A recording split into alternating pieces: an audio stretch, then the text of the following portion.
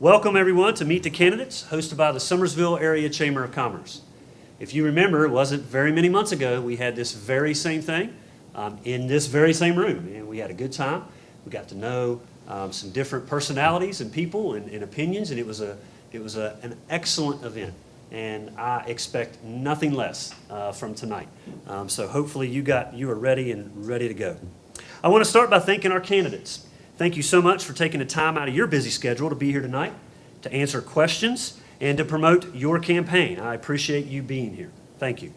My name is Jason Eads, and I am the Vice President of the Chamber of Commerce. I don't really know how I got roped into this job, but it sounds like I did. And there we have it. So we're going to continue. I also want to thank all of those who are attending tonight, those of you that are in the room, and for all of those who have joined virtually. Last time we did that, and we posted it live, and we had a lot of viewer participation, and I think that, again, all about technology, and I'm glad that it is working. It is very important for West Virginians to be informed, and I said that last time, and I'm going to say it again tonight. You're going to hear me say it a few times, but it's super important that we are informed so that we can make the right decision. And ultimately, that comes down to you, and it comes down to you being informed, right? Knowing each of the candidates, knowing what they stand for, and what they're about. And I think that's what this night is all about. To the audience, you have paper and pens in front of you. All of you have them at your table. If you would like to ask a question, please write that question as legible as you can. And you are giving it to our runners once you are done. If you just kind of raise your hand with that piece of paper, we'll have someone run around and grab it. For our online folks, all you have to do is just type your question in the comments section, and we'll take it from there, and hopefully it'll make it up here. If we are unable to get to your question during this event, just remember, you are more than welcome to ask your question to the candidates afterwards at an informal meet and greet. So right afterwards, if that's something we didn't get to, because I'd already gotten handed a lot of stack of questions, so I'm sure that we're not going to get to all of them, but we're going to do our best. You're more than welcome to stay and talk. All right. So allow me to go over the rules for tonight so that we've got a good, clear, and concise way for us to move forward. These rules are for us to help everyone as we be fair and to promote that participation. Number one, the most important rule, which some of you have already found, there are snacks in the back. Make sure you take your time, go grab you a snack, grab you a drink. That is also for you candidates. Do not hesitate. If you need something, you go back and get it. If I ask you a question and you're back there, that's okay. You can use a napkin. We'll get there. I do ask you to please place your cell phones on silent, and if you do need to answer something, we understand that. Do just ask for you to step out and take that call if you need to. We're going to start with introductions. Each candidate will have 2 minutes for their opening statement. Then we're going to move to questions. Each candidate will have 1 minute to answer questions that are directed at them. If a rebuttal is needed, each candidate will also have a minute to respond. Some of the questions are going to be for multiple people. Some of the questions are going to be just for one.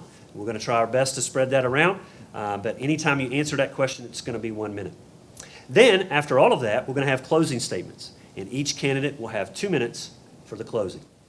And during the course of our event, I said this to our candidates as we huddled up. During the course of our event, we would love and encourage every candidate and audience member to stay as civil as possible. Again, at the end of the day, we are West Virginians. And I think that's important for us to remember. It's important for us to be informed and to make those decisions. All right. So let me introduce you to a couple people because they're going to be important as we continue throughout the evening. The first person is Miss Laura. She is sitting right in the middle of the room, and she has some fancy cards for us, okay?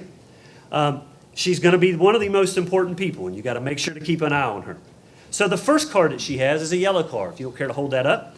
That yellow card signifies that you have 15 seconds remaining of your minute or 2 minutes, whichever time period that you have. So when you see that yellow card, let that thing be a flag that you know that it's coming out. The next card that she has is the red card.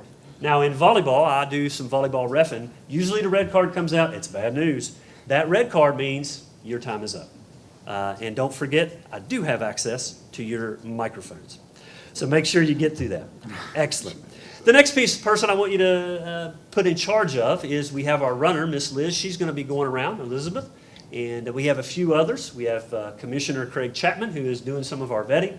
And we also have our Executive Director, Lindsay Skidmore, who is also doing that and taking care of our online business. So thank you for all of them for giving of their time.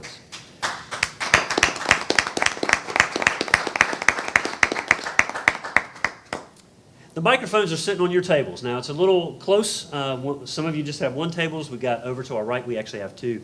So we do ask that you just pass that microphone, okay? Pass it to the best of your ability, kind of grab it. If you need to use your hands to talk, you can definitely set it in front of you. Just make sure that you are heard. That is important. Introduction will begin with the candidates. They're actually going to begin, let's see, they're going to go from my left to my right. And we'll go down through each of them for opening, and then closing statements will go from my right to my left. The one thing that we learned from last time was make sure each candidate, you state in your opening statement what office you are running for. I think that's very important. They are definitely on the cards, but sometimes our online folks have a hard time seeing that. So make sure that you mention that. All right. Now let's get to the people that you really want to hear, not me. Let's begin. Congresswoman Carol Miller will not be attending with us this evening. However, she has written a letter. So let's please welcome Ms. Ben-Jean Rapp, chairwoman, of the Nicholas County Republican Party, to read her letter.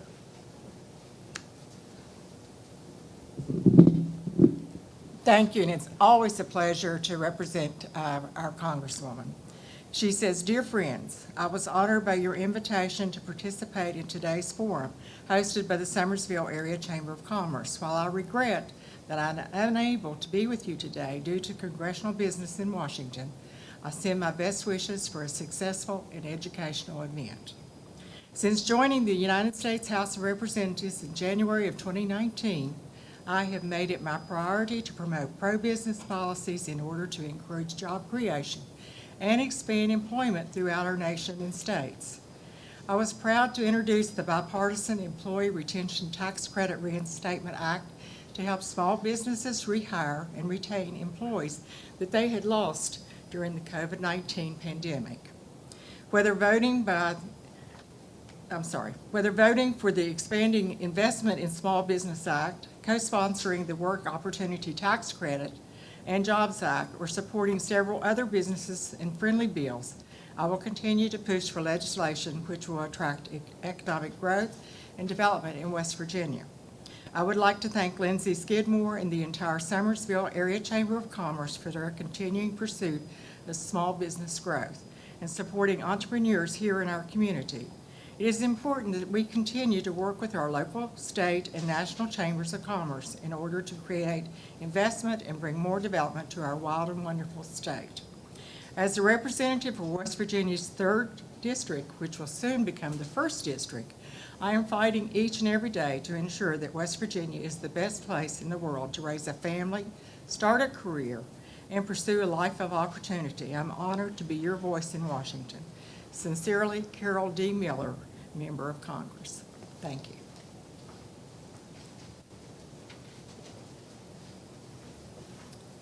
Thank you, Ms. Ben-Jean. All right, opening statements. Left to right, let's begin with Delegate Heather Tully. Well, good evening, and I'd like to thank the Chamber for hosting us. My name is Heather Tully. I am the incumbent delegate in West Virginia House of Delegates District 41, which is soon to become West Virginia House of Delegates District 49. This year during redistricting, actually I have been moved west a little bit and now have encompassed the total western portion of Nicholas County all the way through really the central portion of Nicholas County and really about 2/3 of the county, and I've been moved up out of Greenbrier County, unfortunately. My husband and I live here in Summersville, West Virginia. My husband has 2 grown children who live here in Nicholas County, and we also have 5 grandchildren that live here that attend public schools here in Nicholas County. They are very, very important to me. It has been an honor to serve in the House of Delegates as your representative. I am a registered nurse. I have been a registered nurse in the state of West Virginia for over 20 years. I'm a dual board certified nurse practitioner and actually provide healthcare services here in the community at one of the local federally qualified healthcare centers, which is actually an honor to serve the community. One of the bills that I am the most proud of, probably during my tenure in the legislature, is the, we call it the Melissa Smith Law, and it is the open patient visitation law. During COVID, people were locked away in the from their family members in the hospitals. And I really feel that the patient involvement with their families is crucial to healing. And that is one of the bills that I am the most proudest to co-sponsor, to see it through legislation. We've also saw it be tuned up. And so that is one of the crowning achievements, really, I think, of my legislative service. There's been many, many other things, but that is probably, I think, one of the most important bills that we have passed that mean the most to family members that I have heard from. So I look forward to questions tonight, and I look forward to any conversations you'd like to have in the future. Thank you. Thank you, Ms. Heather. Next, candidate Eric Siebert. Hello, everyone. Thank you all so much for having me. I really appreciate being able to be here and answer questions from everyone this evening. My name is Eric Siebert. I am running for the House of Delegates in the new 48th District, which is the eastern part of Nicholas County, all of Webster, and then a little corner of northwestern Greenbrier County, we'll say. I grew up over in the beautiful little town of Hominy Falls in southern Nicholas County. My dad, Henson, was a coal miner and a logger for many, many years. My mom has done a great many things throughout her career. She's run sawmills, she's put in septic tanks, she's run greenhouses, she's worked as a secretary, and every day she is an inspiration and a role model to me. Myself, I run a little farm over there in Hominy Falls to this day with my mom. I also work at the Whistle Punk Grill as a waiter up in Nicholas County. I was one of those West Virginians who thought to be happy I needed to leave the state, and soon discovered how wonderful this place is to make a life and to make a home. And so after a few years of being away, I came back to try to carve out an existence for myself. I studied at Dartmouth College up in New Hampshire, and then later on was able to finish my degree at Fairmont State here in West Virginia, which I was very proud of being able to do. The issues I'm most passionate about, I'm really, really into improving our public education. I want to see us do a better job of handling the opioid epidemic and the drug crisis that's tearing our families apart, affecting our economy, our school life, so many aspects of our daily life here. I want to see improved economic opportunity for my friends and neighbors and the people who are really struggling day to day to make an existence for themselves. Thank you for your time, and I look forward to answering questions. Awesome. Thank you, Mr. Eric. Next is candidate Lacey Watson. Thank you so much. I'm sorry, I'm a little bit too close to the microphone, but thank you so much. My name is Lacey Watson, and I'm running for Congress in West Virginia's 1st District. I would first like to say thank you, Summersville Chamber of Commerce, for putting this event on. Your dedication and your leadership in this particular community is excellent and a model for everyone across the state. I'd like to begin by saying that I am from Bluefield, West Virginia. I am the proud son of Eugene and Cassandra Watson, and I am a graduate of Concord College. I graduated from Concord College in 1999. I have my master's in psychology from Nova Southeastern, and I'm working on my PhD at Virginia Tech currently. I am running for one thing and one thing only, and that is to protect the rights and the privileges of America's, of West Virginia's working families and working individuals. With that being said, I want everyone to know that the leadership qualities that I illustrate and express unto you today are simple, and I would like to share those three. One is courage. Number two, honesty. And number three, a commitment to always have clear communication with my constituents as we move forward in learning and communicating about the issues that shape and move us the most. With that being said, I'd like to, again, thank the area Chamber of Commerce for putting this event on, and I look forward to hearing all of the questions and all of your concerns in this conversation. Again, my name is Lacey Watson, and I'm running for Congress in this 1st District. Thank you. Thank you, Mr. Lacey. Next, candidate Aaron Ransom. I am Aaron Ransom. I am running for State Senate in the 10th District. That encompasses Greenbrier, Summers, Fayette, Monroe, and Nicholas counties. I'm a lifelong citizen of West Virginia. I was born and raised in Rainelle, grew up in Greenbrier County, moved over to the eastern end about 20 years ago. I have worked in the public school system as a substitute teacher in Greenbrier and Monroe counties. And the reason that I'm here, let me just start there. I always wanted to get into politics. I got a bachelor's degree in humanities from Bluefield State College. And for me, I just wanted to be somebody that could make change and do that well. The older I got, the less I liked politicians, and it kind of ran me off from politics. I didn't want to do that as I was growing up. Now that I'm older and a little bit wiser, I see that we need people who want to be leaders and step up and take this on, because this is absolutely crazy to put yourself out like this and be out in front of everybody and say, I have these values, and I think that we all have these values, and fight to protect those. For me, I'm a pro-life candidate. I am pro-2A, and I'm going to stand and fight for all of our constitutional values. I think that there are freedoms out there that each and every one of us want to keep and have, and if somebody's not going to be out there and stand and fight for those, they're just going to continue to slip away a little bit at a time until there's nothing left. And that's what put me into this arena. The thought was, I've got a beautiful 12-year-old daughter down here at the end of this table, and I want something to hand off to my children and to their children. So for me, that's what this is all about. Thank you guys for your time. Thank you, Mr. Aaron. Next, candidate Vince Dietz. Well, good evening. I'm Vince Dietz, and I'm running for state senate out of the 10th senatorial district. And I just want to take a moment just to say in our thoughts and prayers, we should keep Hurricane Ian and those families in Florida in our thoughts and prayers. That's really super important. They're going to be dealing with a lot of flooding, which, of course, in our area we're really familiar with. And I'm often asked why I'm running for state senate, and I'll explain this. I'm not a politician at all. I am a public servant. I have served my whole adult life in public service. I've been in pastoral service since I was in college, and then I currently pastor Saints Grove Baptist Church in Monroe County. But I've also served as a state trooper for 25 years, and I've retired from that. And after I retired from the state police, there was a job developed that we developed in Greenbrier County that is really unique in our state.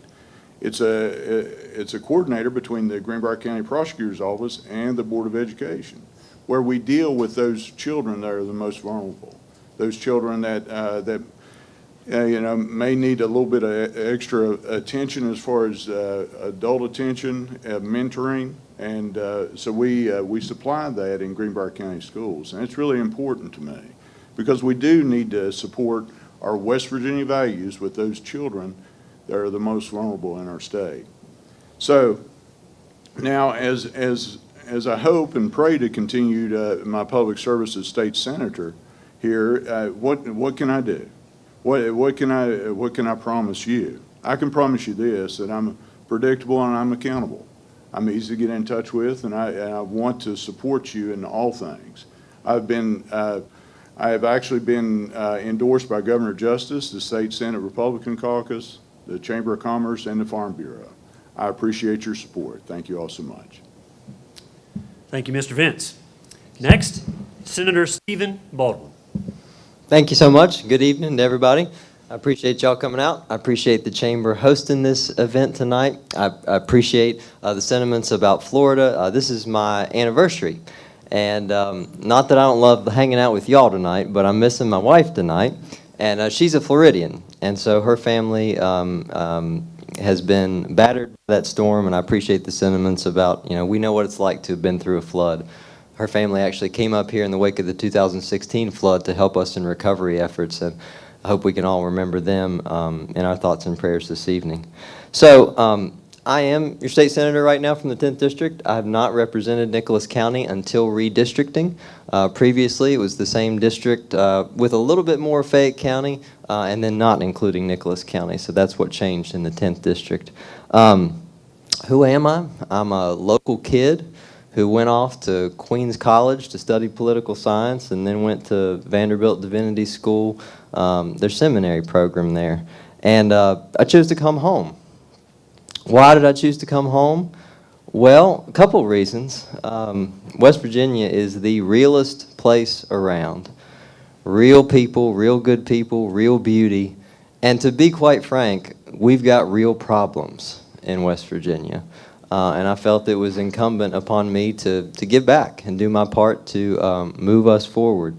So I've committed my life to serving. I've committed myself over the past 4 years to serving full-time.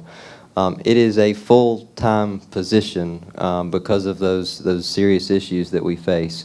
It's been the honor of my life to serve the last 4 years, and quite frankly, it has been one of the biggest challenges of my life because of those challenges we face. So we've made some positive strides, but I believe there is significant work still to do, and I look forward to spending our time here this evening talking about the future of West Virginia. Thanks so much. Thank you, Mr. Stephen. We also have, if you haven't noticed, we do have an empty seat to my far right, to your left, and that is candidate Harry Lee Forbes. So I'm hearing from the little workers that are running around. He is on his way. When he does come, he will have time for his opening statement as well. So let's get right into it. Questions. Some of these questions are going to be for everyone. Some of them are going to be for certain groups. If you've noticed there, I've got kind of them broken up into some different categories for us. But one of the questions, we're just going to dive right in. Yesterday, around 2:30, our governor graced us with his presence. He came to Summersville and he talked about Amendment 2. And the question that we have at the very beginning, and this is for everyone, and we'll actually start with Stephen and work our way this way. Okay? The question is, what is your position regarding Amendment 2? Thank you, sir. I appreciate the question. I know everybody was happy to meet Baby Dog yesterday here in town. I will answer this with a question that I think has a really simple answer. Do you trust the legislature to fund your county? That's my answer as well, Commissioner. They're asking you, I think the governor's put this well, to give you their wallet on the promise that we'll give it back to you. But not only that, they're saying, you give us your wallet and we'll give it back to you and we'll put an extra $100 bill in there. Now, come on. I mean, I haven't been around long, but I've been around long enough to know when you're hearing a story. So, do I support elimination of some of those specific taxes that Amendment 2 deals with? Yes. I do think the inventory and equipment tax is tough on business, small business in particular. But there's no agreed-to plan to be able to do it right now, so I can't support it on a hope and a prayer. Okay, next, candidate Vince Dietz. Thank you for the question. Amendment 2 is a hot topic, and I'm sure we'll talk about it at length this evening. Amendment 2 is one of those issues where I advocate tax reform, productive reduction of taxes. Amendment 2 would allow the opportunity to do that, mainly with the business and inventory tax. Business and inventory tax would be a productive gain for businesses throughout the state. Now, is that the only tax that I believe that there needs to be some reform in? No. There needs to be an opportunity to have effective tax reform to put money back in your pocket. Because we know, beyond a shadow of a doubt, if we put this $1.3 billion surplus that we have, we take some of that money and put it back in your pocket, where you're going to spend it at is at the gas station and grocery stores right here.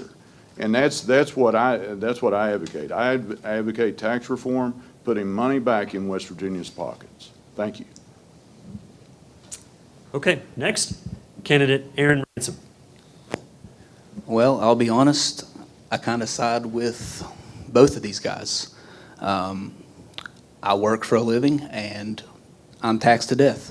And it would be great to have some more paycheck at the end of each week to spend on things with my family, and outings and vacations and all sorts of things. And I think that West Virginia is a beautiful place, and we could bring a lot of business into this area, but to do so, we're going to have to make it accommodating for businesses.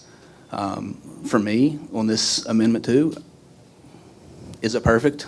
I don't think it is, but it's a great place to start, and I'm for it. Okay, next, candidate Lacey Watson. Thank you so much for that question. And tax reform is a complicated discussion with many layers. As it pertains to Amendment 2, in this regard, looking at both sides, I feel the long-term outcome and the long-term negatives of agreeing with this amendment far outweigh anything that we could benefit right now personally with our own incomes. Therefore, I feel that Amendment 2 is a no. Thank you so much.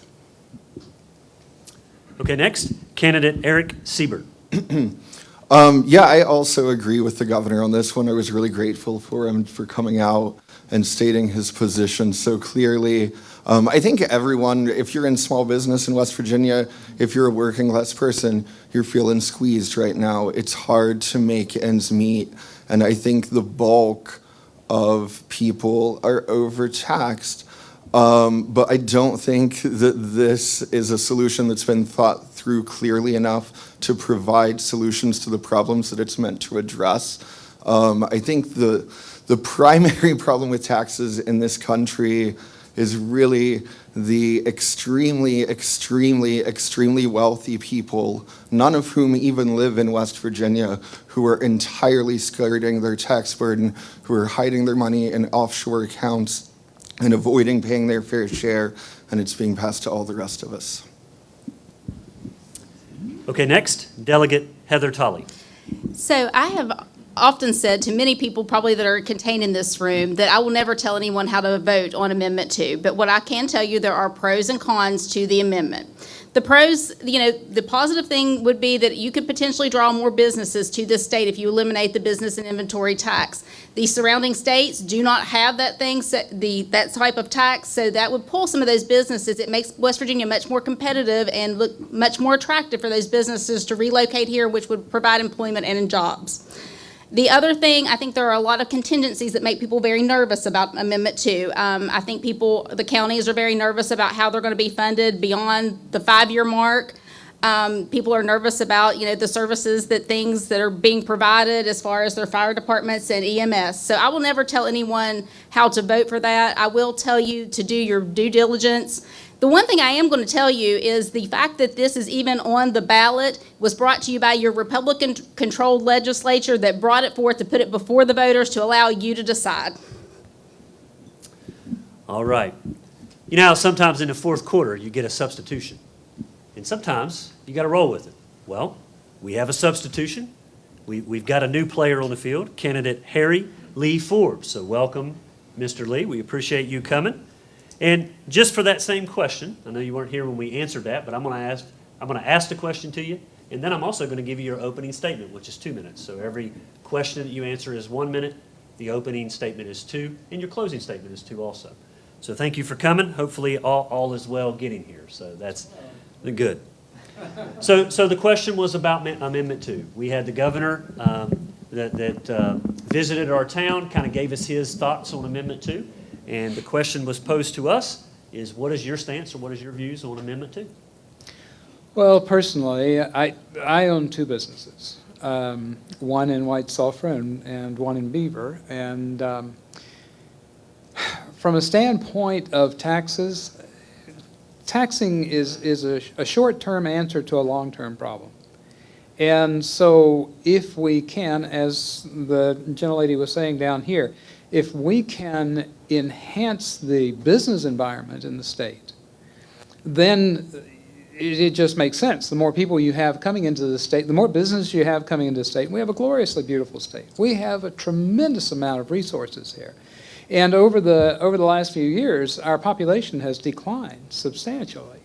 So if we can make it more appealing for businesses to come into the state, which reducing taxes does, then the compound interest of that is much greater in the taxes that are gained from products made, the taxes that are paid by employees, and our new employees that become part of it. And is red mean I'm supposed to stop you? Okay. So with the substitution at the fourth quarter, sometimes all of the rules have not been stated. Yes, yellow card means 15 seconds, red is stop. So hang on to that microphone because now Okay. candidate Lee Forbes is going to have his opening statement. All right. As I said, I am a business owner in both the 10th District and have been for the last 17 years. I am originally I'm born a Tar Heel, but so I'm a Tar Heel by birth, but I am a mountaineer by choice. I love the state of West Virginia. Glad I'm here. My position is this: I wouldn't be here if it wasn't for the fact that I believe that we have been in a status quo situation for way too long. We are a nation, as well as a state, at war. We are facing some horrible situations that have been taking place, especially in the last year and a half or more. Things are just going terribly wrong. We are looking at multiple millions of people coming across the southern border. Where do you think they're going? I have documentation that many of them have been flown in by night into Morgantown and Clarksburg and bussed into Charleston, where they've been given green cards and Social Security cards. That's illegal. And that's just the beginning. I spoke with a highway patrol who is with the Special Victims Unit, and she informed me that one of the biggest issues we're having right now is sex trafficking, human trafficking, through our state, because we're a hub state. That's another big issue. Yes, we do have infrastructure that has to be addressed. Yes, we do have taxes that have to be addressed. But our Constitution is under attack. We have been losing our rights to people who we have not honestly put into positions to do so. And so right now, in my estimation, if we don't begin to fight against what has been taking place as far as infiltration in government, business, entertainment, and media, then we're going to lose the rights that we have fought for and our dear veterans have paid so dearly for. And so that's why I'm here, to try to get us back on track with our Constitution and the rights that we are born with. All right, thank you. Our next question is for all candidates, and this time, well, actually, I tell you what, we are going to start the same way. We're going to start with Delegate Heather Tully and work our way this way. So for all candidates, what is your stance on the West Virginia required childhood immunizations? Are you for religious or personal exemptions? I have actually voted on a bill to allow exemptions into parochial schools, and actually, at the time, I voted against it. But watching some things that went on during the pandemic has shifted my opinion on that a little bit. I do think that probably individuals should be allowed to have a conversation with their own private physician to make a choice about exemptions. I saw folks with the COVID vaccine that I really felt as a healthcare provider, they should have been with clotting disorders and those sorts of things that did not get exemptions that should have been granted. So in light of that, I have changed I've softened my stance a little bit on that because I don't think that one size fits all in this type of category, and I do think that it is a relationship that people do have with their healthcare provider. There are children that do have certain types of allergies, those sorts of things that should be examined a little more closely with the providing physician rather than an overall immunization officer for the state that does not know the child. Thank you. Candidate Siebert. Yeah, this is a complicated one for me because I support vaccinations and I believe in vaccinations and I believe that they work. And I want to say that at the outset. However, I also think that we have to be cautious in what we are forcing people to put into their bodies, and that you should have some say in that. So I am for religious exemptions in matters of childhood vaccination. Candidate Watson. Thank you. And this is another very complicated question. As a father of a child in school, as a member of a community that hears families' perspectives and views concerning what should go in their child's bodies is a major question, and it shouldn't be taken lightly. Personally, for myself, I do believe in vaccinations and their viability in combating the viruses and illnesses that we face today, given the history of where we have come from with the vaccinations and the mandates that we have put in the past. So there is precedent for such mandates. I would just like to again stress the fact that, like this issue with many others, the family and their physician should be the main focus of the conversation and the decision-making, and that should lead the individual conversations after that as far as leadership is concerned in our community. Thank you so much. Okay. Candidate Ransom. Do you mind to read that again? I want to answer it. Absolutely. What is your stance on the West Virginia required childhood immunizations? Are you for religious or personal exemptions? Yes, I am for religious and personal exemptions.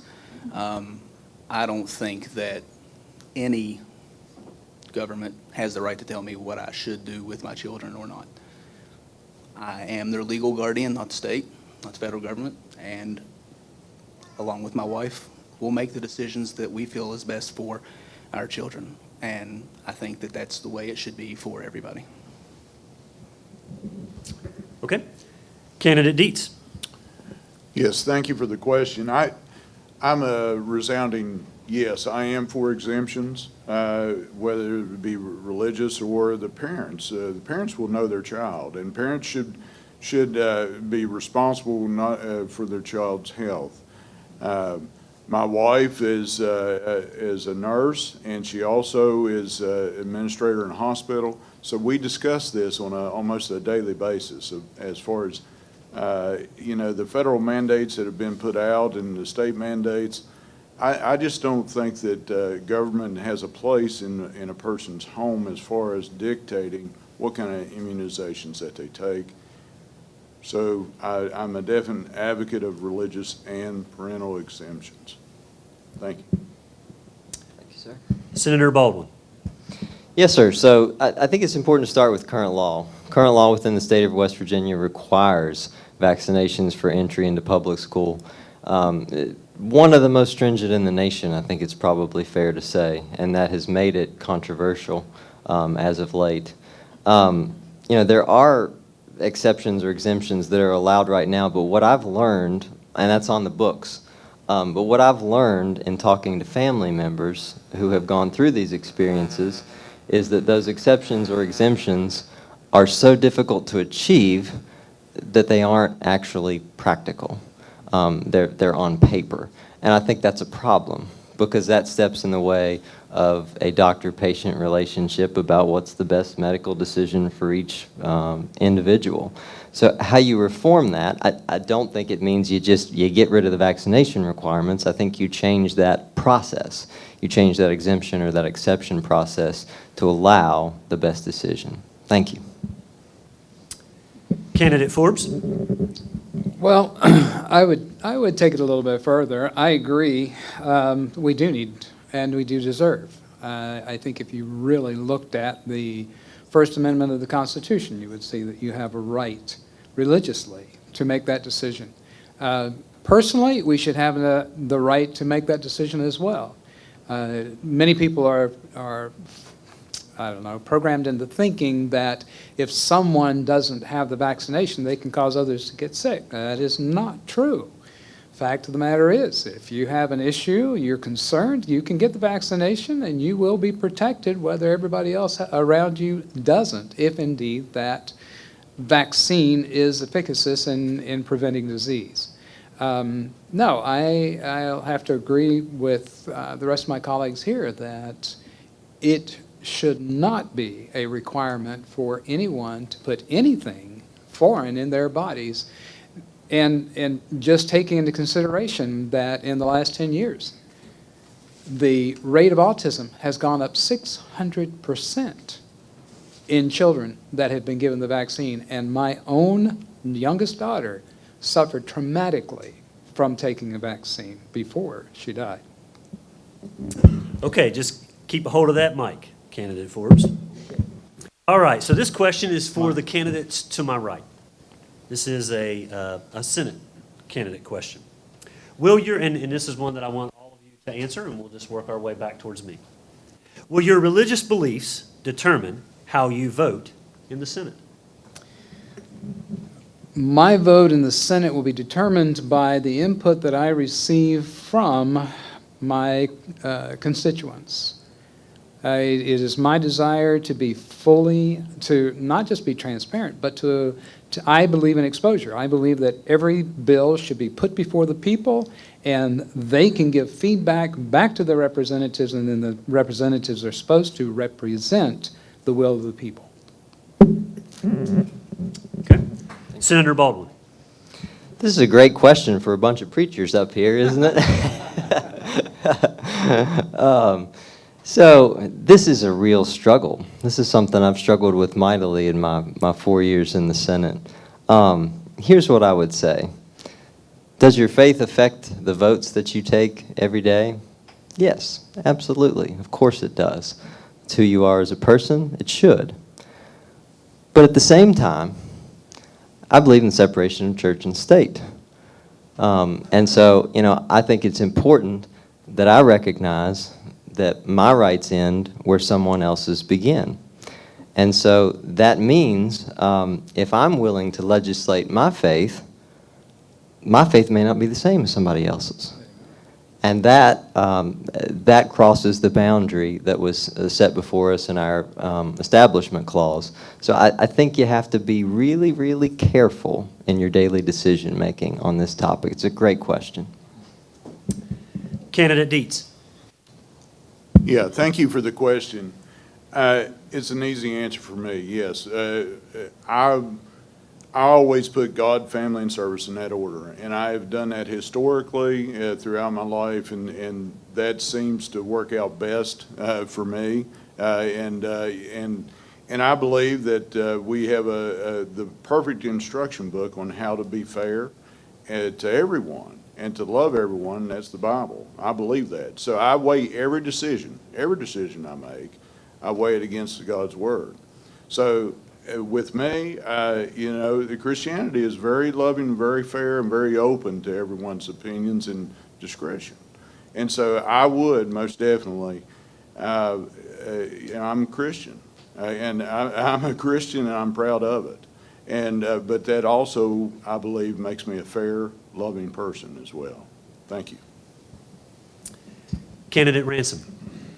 So this is an easy answer for me also. The answer is yes. Everything that I do on a daily basis is grounded in my faith. Every decision that I make throughout the day is grounded by my faith. And just like Mr. Dietz said, I feel like that allows me to be an honest person and to make what I feel is the most moral and ethical decisions for everybody around. So for me, again, it's a real simple answer. Yes. Okay, this next question is for the congressional candidates, and these are the candidates to my left. So, if you can work all this in a minute, you might get a gold star and a gummy bear. The question is, and we're going to start the opposite way, so we'll start with candidate Watson. But the question is, what are your top 3 agenda items and why? Thank you so much. Succinctly, my top 3 agenda items. Number 1, protecting women's bodily autonomy. Number 2, protecting our environment for future generations. And number 3, making sure that all working families and individuals are surviving in this economy with this inflation. Thank you so much. Candidate Siebert. So my first is public education. I'm real passionate about it. You'll hear me bring it up a lot, but I genuinely believe the public education is the foundation of a functioning democracy, and that you can't have a functional, productive, economically viable society without having a well-educated populace. We are doing our kids a great disservice by underfunding public education.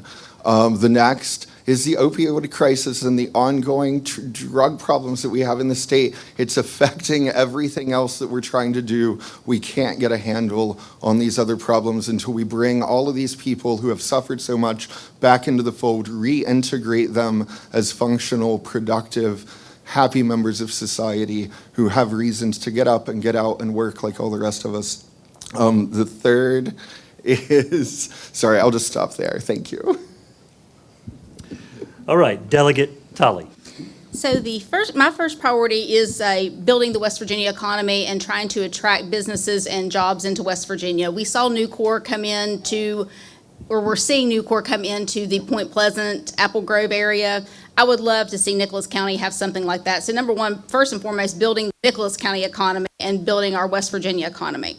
Number two is passing sound healthcare policy. I don't know if anybody's looked around or has heard anything about this, but there is a nursing shortage in West Virginia, but we also have one of the most ailing and aging populations. And if you're not worried about that, you should be worried about it, because you're going to need somebody to take care of you when you get old.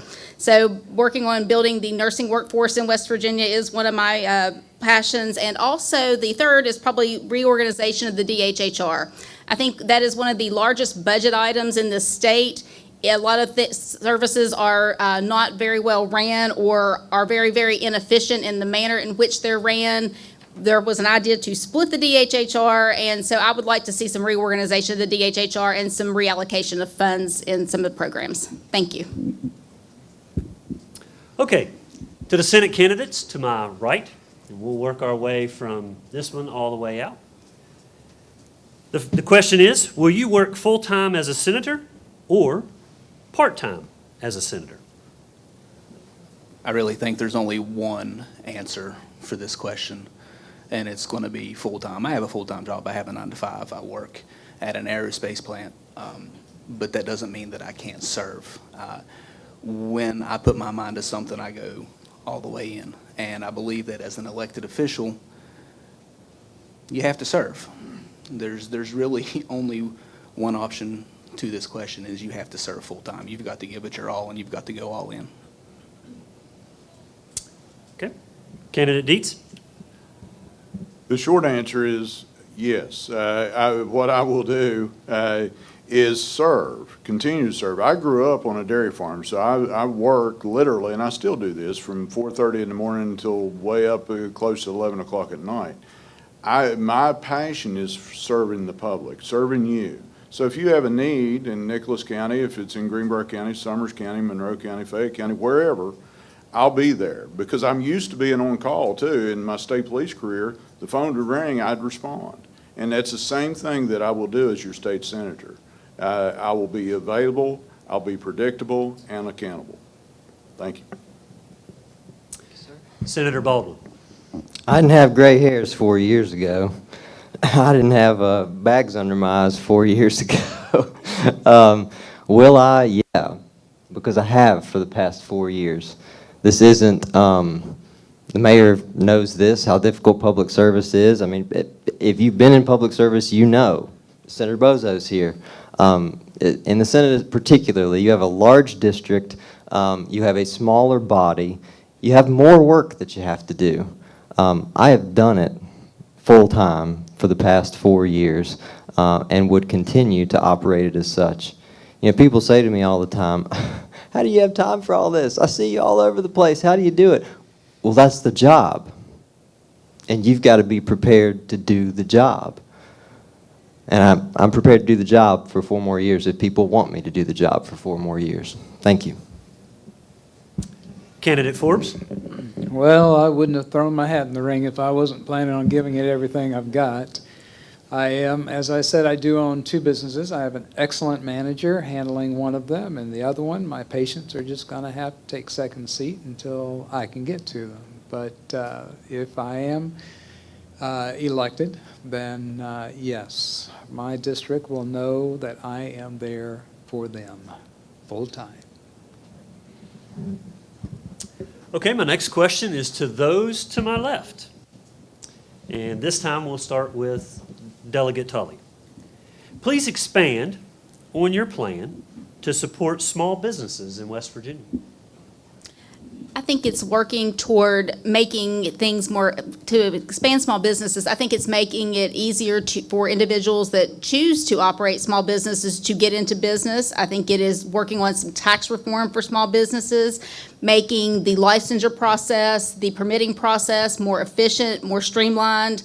I think working to have like a liaison that works through the state to facilitate those ideas that we need in the state to bring in the small businesses that we would like to see in our communities. I feel like promotion of our local businesses, patronizing our local businesses, encouraging others to patronize our local businesses through the tourism industry here is critical in Nicholas County. I'm really hopeful that the New River Gorge Preserve will help draw more tourism to our area, as well as that tourism helps support these businesses here and the smaller businesses here in our county and the district. So there are several things that I think we could do to work toward pulling those small businesses and making sure that we support them. Okay. Candidate Siebert.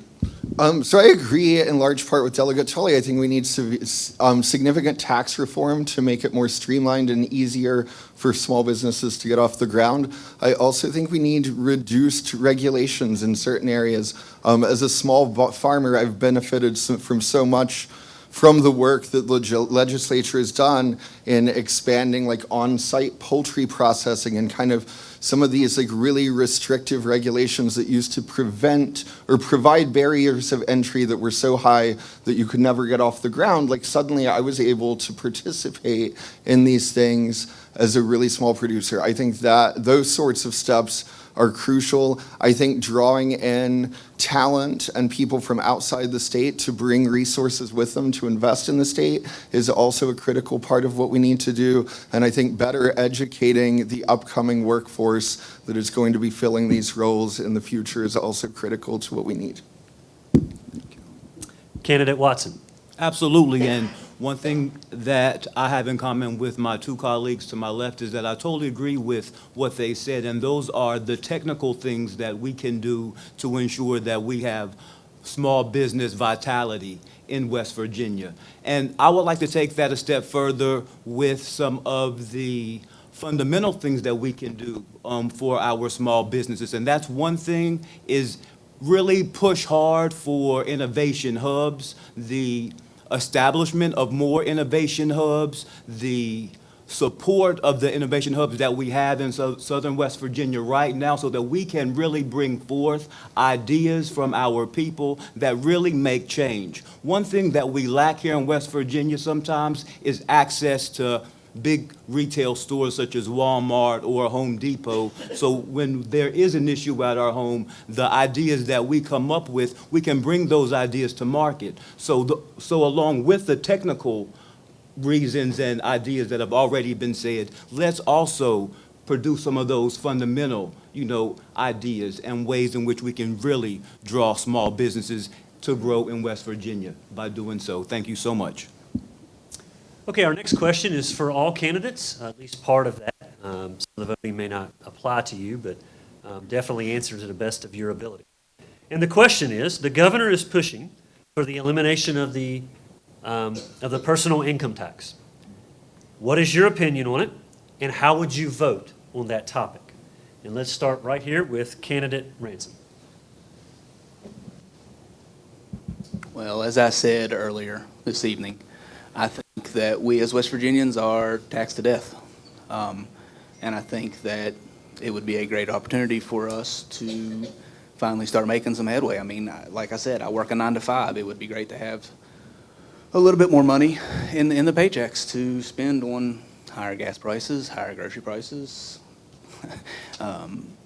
invest into the family a little bit for some family time, I would support it.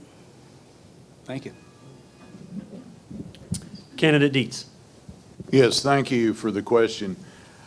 Again, I'll reiterate, I am in favor of any kind of tax reduction, as long as we continue to have good services, good law enforcement services, good roads, good infrastructure, and I see no reason, if we can afford to reduce taxes, we need to do that. And it is so important because if we put money back in your pocket, you will spend it locally, and it helps the small businesses, it helps the community and the economy locally. So most definitely, any kind of reduction in tax, I am for. Thank you.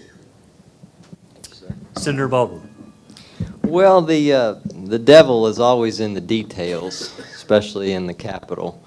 So it depends on the details. Last time personal income tax elimination was proposed, do you remember what the pay-for mechanism was? Upping the sales tax to over 9%, or at least 9%, more than that in some places. Now, did y'all support that? I can't see that. So the other pay-for is, well, let's use the surplus.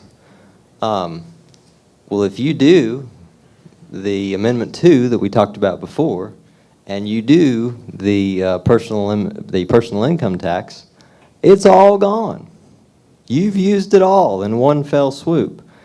And look at 5 years from now, 10 years from now. Would I love to be able to reduce or eliminate the personal income tax? I would love to be able to do that because I think that'd be good for West Virginians and good for us regionally.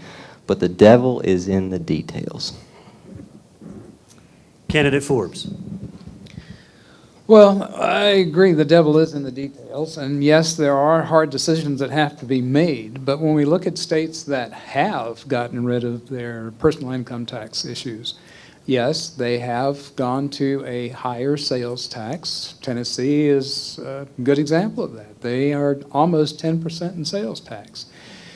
But much of that is paid by people that are coming through the state. Plus, when you're paying on a sales tax, that means you get all your money and you get to choose what you're going to be spending tax on when you make that purchase. So in actuality, you've got a larger sum of money to work with, and I haven't crunched the numbers on it, but I think it would be worthwhile to take a look and see just how much, if we took the median income and what are the necessary purchases and what that sales tax, say 10%, would cost us, as opposed to what the income tax for that median income is, plus the 6% sales tax that we have now. What's going to be the washout? So the candidates to my left maybe get a response of that too. Maybe it's looking a little different. But at least your opinions on eliminating the personal income tax. And let's start with Candidate Watson, please. Absolutely. Thank you so much. I would like to just reiterate what Senator Baldwin has already stated. It's very, very complicated, and, the devil's in the details again, like he stated. So for me to, make a hard and fast decision, on that would be premature. So I would just, again, like to have further conversations and see how we can truly mediate this for our state. Thank you. Okay. Candidate Siebert. Thank you. So yeah, I have no great love of personal income tax. I'm not particularly enamored of them, but I would need to be shown in very clear and detailed terms how that deficit would be made up in the state budget. And if you could come up with a plan that better captured those necessary funds and through which you were able to eliminate the personal income tax, then I would fully support such a thing. I would just need to be shown in detail and have a concrete plan for how that transition were going to take place. Delegate Tully. So I think the concern is how this is, the question is framed, and it's the support of the total elimination of the personal income tax. The House actually came up with a plan that was a 10-year plan to do incremental reductions in the personal income tax with our finance chair, which I think was a very reasonable plan. You scale it back, you see how, like, the first step works, then you keep on going if you can do it. We also, actually, the House had a plan, we did support the governor's plan to do the 10% reduction in the personal income tax, which the Senate could not seem to get on board with. So I'm not sure what's going on that side of the Capitol or that side of the room, but we did try to put some money back in some folks' pockets. And actually, hopefully, we will be able to get if we have the right Senate candidates in place, maybe get everybody on board and be able to do that at some point in time. That is my hope. But I think everything is incremental, and you do work toward doing that because you do want to draw those people into our population like Florida does with that type of reduction in the personal income tax. Okay, thank you.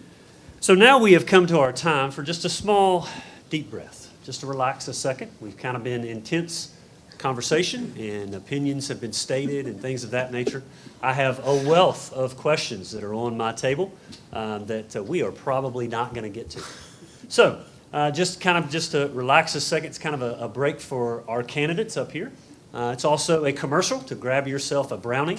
Last time they were excellent. I have not had a chance to try them, but I did see some smiles on some people's faces when they took a bite, so I am sure that they are fantastic. Make sure you grab yourself something to drink and so. And I also offer that to our candidates. Make sure if you want to do so, you're more than welcome to. Don't feel like that you are stuck right here. Again, I think it's so important for West Virginians to be informed, and I think it's these type of events that help that. And I hope not only for those of you in this room, but also for our online participants, that's what it's about. And it's about learning to the best of your knowledge and then making that vote. And I always make this plug kind of in the middle, but it is your right to vote, and your vote matters. My brother teaches history, actually civics, to 12th graders, and he talks about that constantly. And if he were here, he would definitely back me up on that. But your vote does matter, so go vote. End of our commercial. Now back to some questions. All right, to our candidates to the right. We're going to start with let's start with candidate Forbes. Please discuss the pros and cons of Amendment 4, education accountability. Ooh, that's a big one.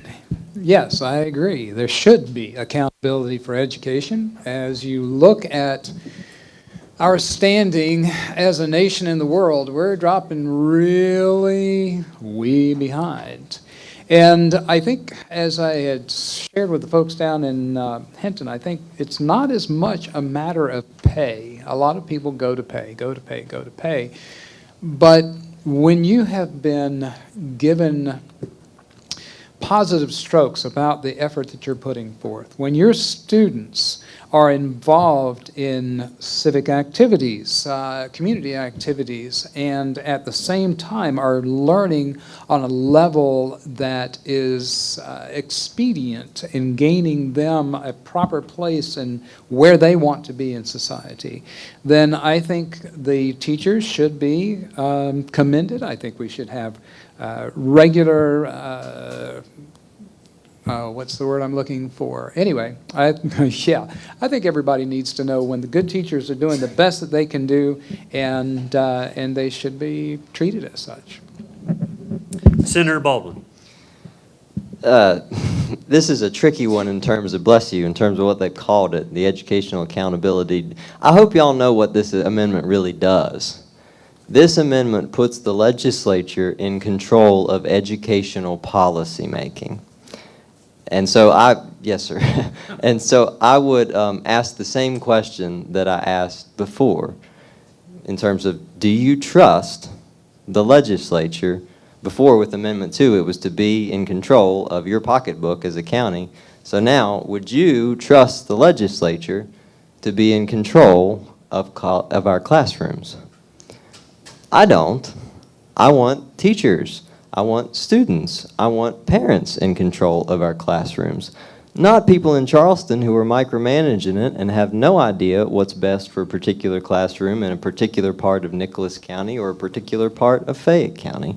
So I do not support the Educational Accountability Amendment because it doesn't provide accountability. It just puts Charleston in charge. Candidate Dietz.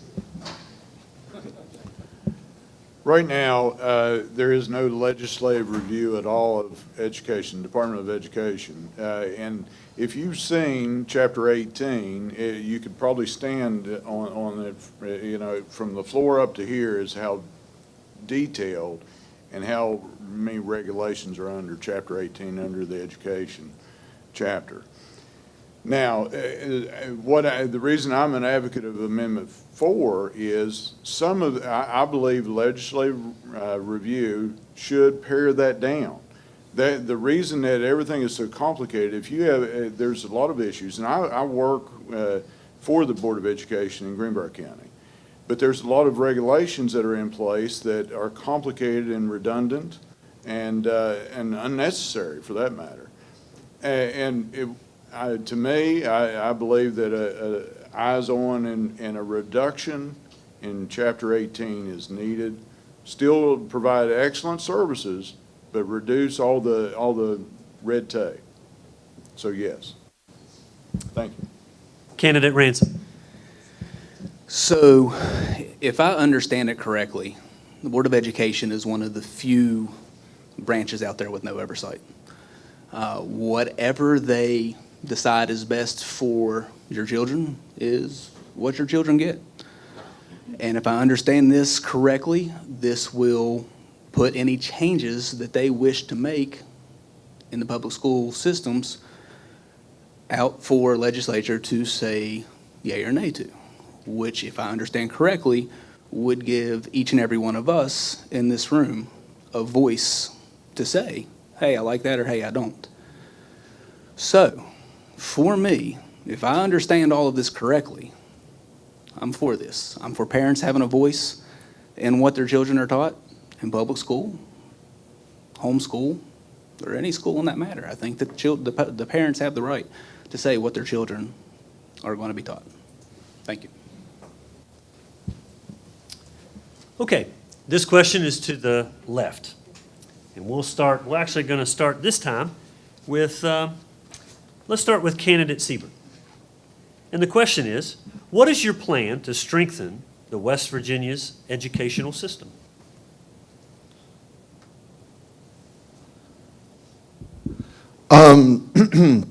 So I agree actually with the statement earlier that teachers aren't really looking for significantly more money, that they're not greedy. These are not people who are doing their jobs because they want to make or to become rich. And so I think when we think about investing in public education, we need to think about how to make the system function better for all of the people that are working within that system. So what I would like to see are things like smaller class sizes, more teachers, more resource personnel in every school. I would like to see less administration and more of the people doing the real work of educating our children. I would like to see more targeted investment in technology and use of technology instead of just throwing money at the wall willy-nilly, to really think about how to craft a educational program that most efficiently prepares our children for the future. Okay, Delegate Tolley. Sorry. That's okay. One of the bills that I was co-sponsor on last year, actually it was Speaker Hanshaw's bill, but I was one of the co-sponsors. It actually would have added an extra an aide into the first and second grade classrooms.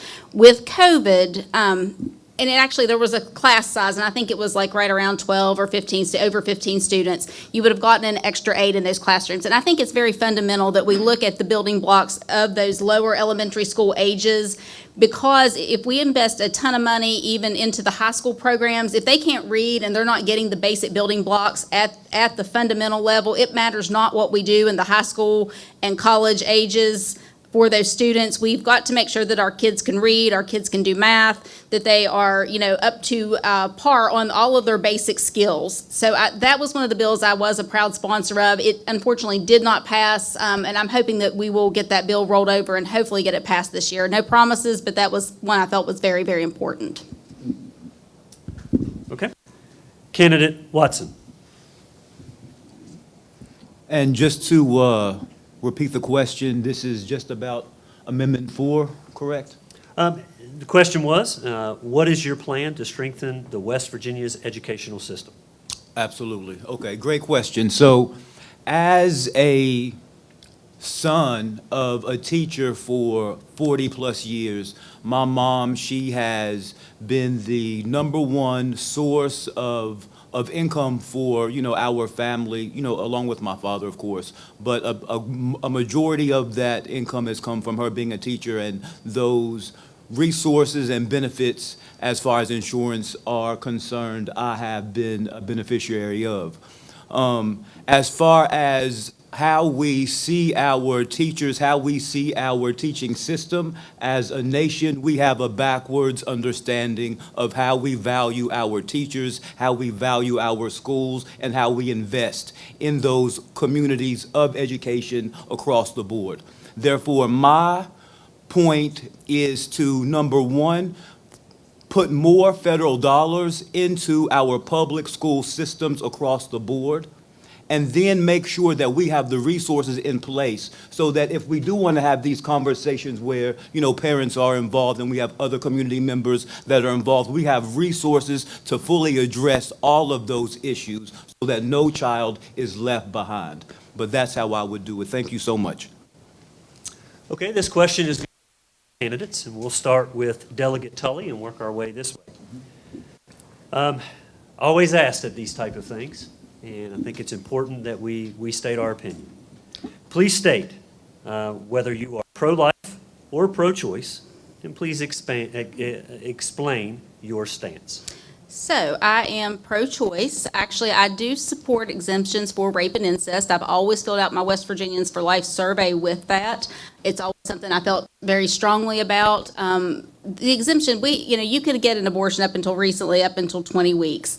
But I really feel as though those people that are put in those very compromised situations that did not make the choice to have consensual sex should be granted some consideration up to a certain point. We did a 14-week, the bill that was just signed into law, it puts an exemption for those folks, for minors up to 14 weeks, and then also those rape victims that are adults up to 8, I believe it was 8, was for the final number that we chose to put into that. And I think those are reasonable exemptions. I think they're accessible.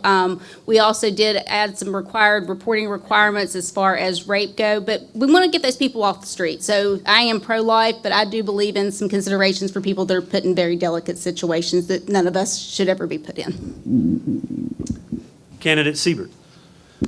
So I started my life being very, very pro-choice, or pro-life rather, and I've had a lot of arguments in college and over the years about this with various people. And over that time, I have evolved my opinions, and now I consider myself to be very strongly pro-choice. Those conversations have been had specifically with the women and the doctors in my life, and I have learned that this issue is a lot more complicated and nuanced and subtle and emotional for people than what I ever gave consideration to. And now I'm of the position that the reproductive matters are best decided by a woman and her doctor and no one involved in government. And that is how I feel about it. To add to that, I usually don't get quite so religious about it, but I genuinely believe in an all-powerful and all-knowing God, and there has never not once been a baby that was aborted without the will of God in place in that moment, that there was never a baby that was meant to exist that was accidentally aborted in contravention of my all-knowing, all-powerful God's will. Thank you. Candidate Watson.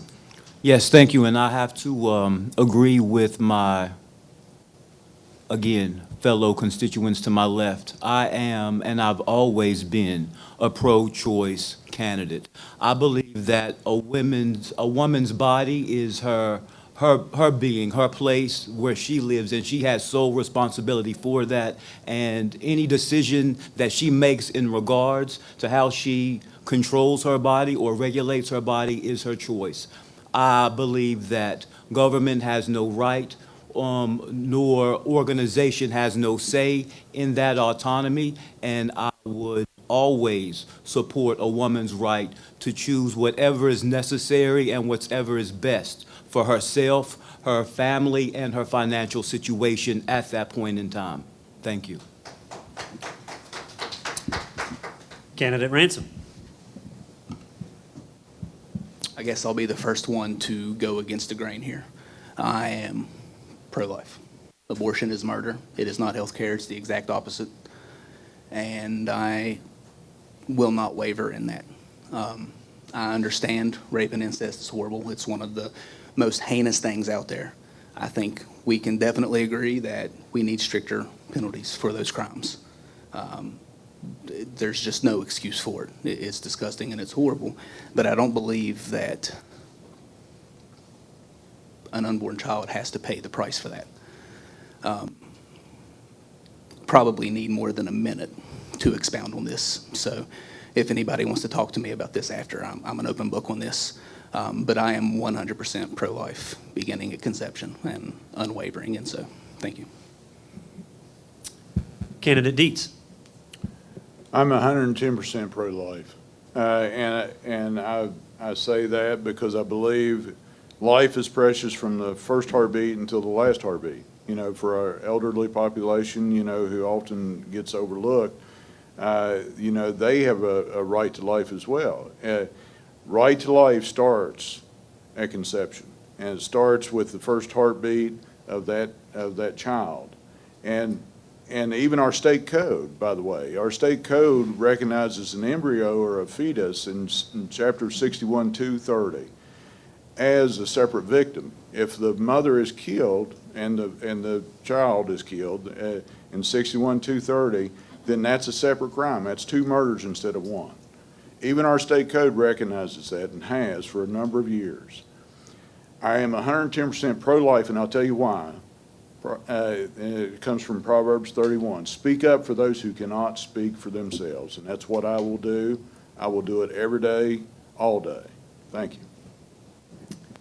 Senator Baldwin. Well, I'll just say what I said on the Senate floor a couple weeks ago, and y'all may have seen this, and if not, sorry, but I'll say it again. I've got personal religious feelings about this because I'm somebody who's baptized and buried babies. And there's nothing more difficult. At the same time, I said this before earlier tonight, I recognize that my rights end where someone else's rights begin. And so it's difficult to maintain that balance in an issue like this. I don't think politicians should be making choices for people based on circumstances that they will never understand. Now that we are in the position that we are in West Virginia, where the legislation that passed a couple weeks ago has passed, I think we need to turn our attention to doing everything possible to nurturing children's lives. We have done a bad job at that for decades now, and we've got to turn that around. Candidate Forbes. Well, having been in medicine and in medicine, I have looked at it from several different angles. One, as a minister, yes, absolutely, I agree. I'm 110% in my heart against the killing of an unborn child. From a medical standpoint, I do know, I have read the studies, I have observed the videos and seen what that fetus goes through when they are butchered in the womb.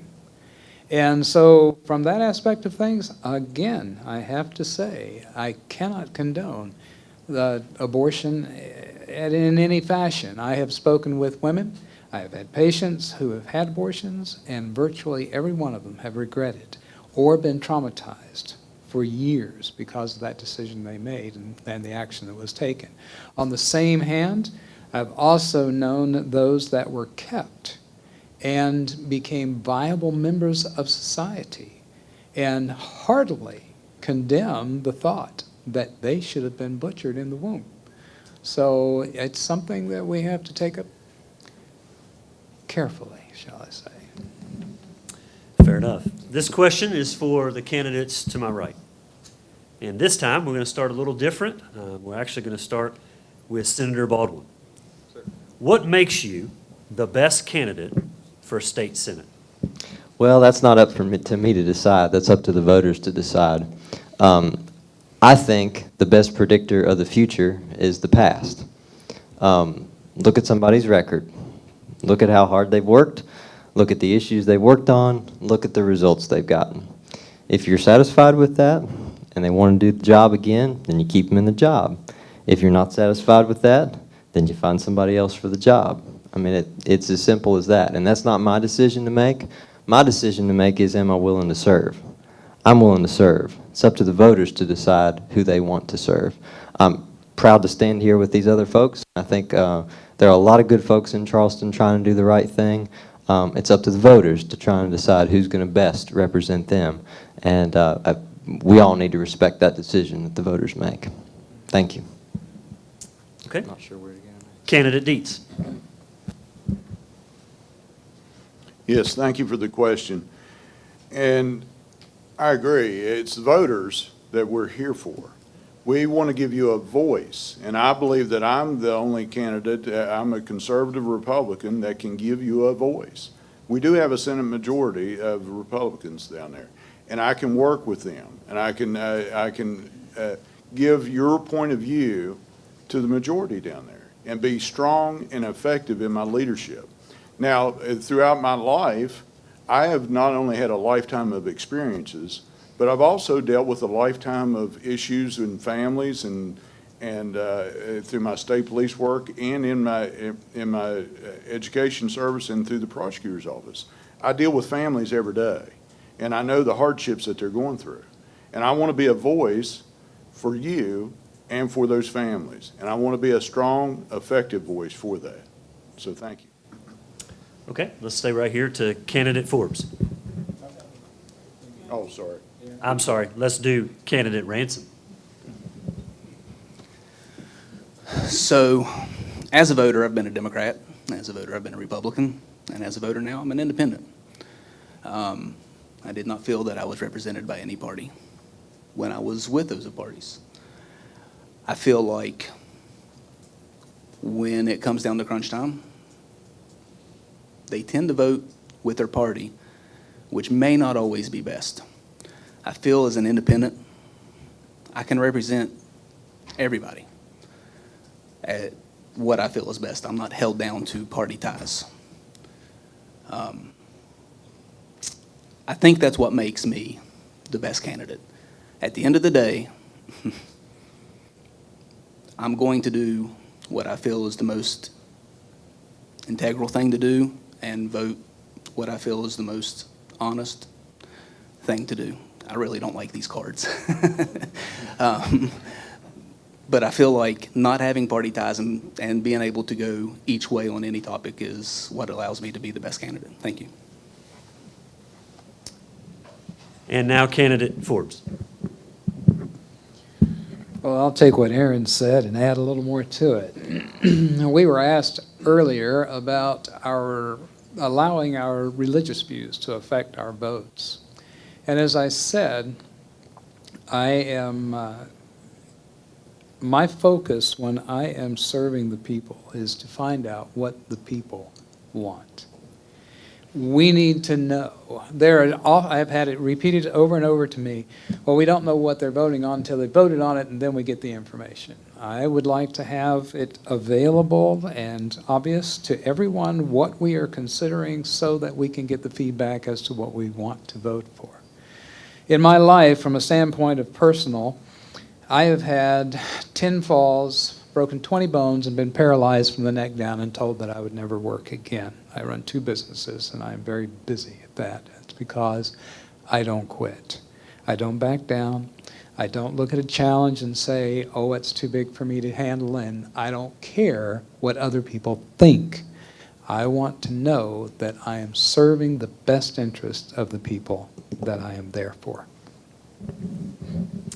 Okay, this question was written actually to candidate Watson, but I'm going to let the other two also expound on the question.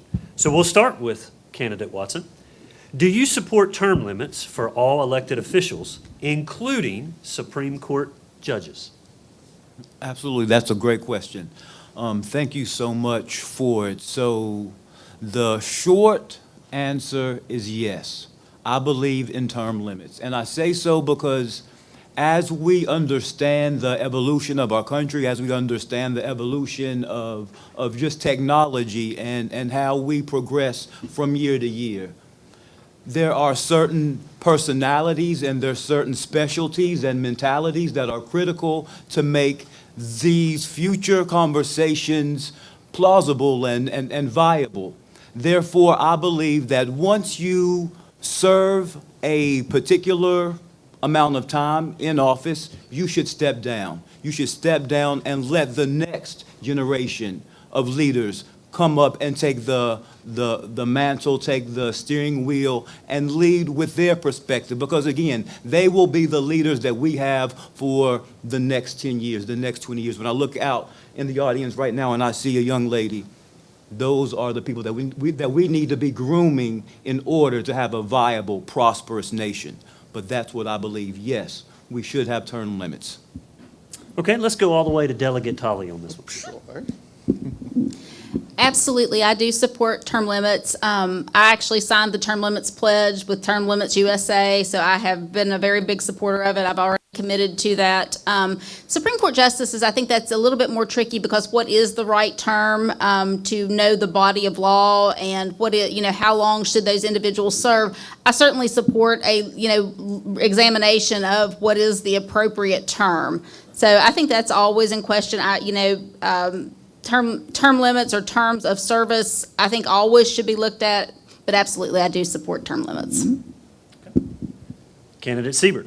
Yeah, this is something I get excited about absolutely every level. And I agree with Delegate Tully. These are positions of expertise, whether you're a delegate in Charleston, serving in Washington, or serving in the Supreme Court. You can't just go in and immediately know how to do that job well. So we want to make sure that these term limits give people enough time to get into the position, to accomplish things, to do good work, to learn the job, and then move about your life and go on to something else. Not having term limits is destroying this country. I look at both political parties, and I could list dozens and dozens and dozens of people who are using their positions only to enrich themselves, their friends, and their families, and they have no interest in working people in this country whatsoever, and we need rid of them. Finding the political will within a legislative body to set term limits for themselves is almost impossible, but I pray for the day. Okay, this question is for all candidates, and we will start with Delegate Tully and work our way this direction. Sorry, And- got a little parched there. And the question is a real simple question, but do you support gun control? No, I do not. Actually, I am a pro-Second Amendment candidate. I think the Second Amendment is written into the Constitution, and as such, I do not support gun control. Candidate Siebert?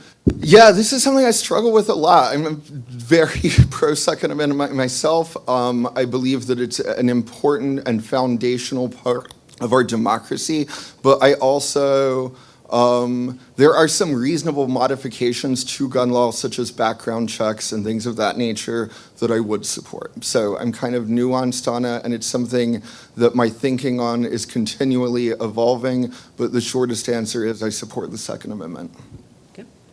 Candidate Watson? Yes. First and foremost, I am a strong supporter of the Second Amendment. With that being said, we do need to have regulations and checks on our behaviors, and that's just how we should operate as humans, as individuals that participate in a civilization collectively. We have witnessed numerous deaths of our young people, of our parents, of our grandparents, of our aunts and our uncles, and there has to be stops, there has to be checks and balances made on these reckless behaviors out here in public. Therefore, I support regulations and efforts that ensure public safety as a whole and ensure that individuals that are not right in their mind are not having access to these weapons to commit these crimes that we witness time and time again. But I am a strong Second Amendment supporter. First and foremost, yes. Thank you. Okay. Candidate Ransom? y'all are going to think I'm an extremist by the end of the night, I swear. My idea of gun control is two hands on the gun. I support the Second Amendment fully. If it says shall not be infringed, it shall not be infringed. You want you a tank, go get you a tank. And that's how I look at it. It is a constitutional right to bear arms. It is not, as everybody thinks, to be able to go out and commit mass murders and mass shootings. The whole point of the Second Amendment is to protect yourself from the tyrannical government. And that is why it is so important that we protect the Second Amendment so that we can protect ourselves against the tyrannical government. Thanks. Candidate Dietz. I am most definitely a Second Amendment guaranteer because the Second Amendment guarantees mountaineers are always free. It really does.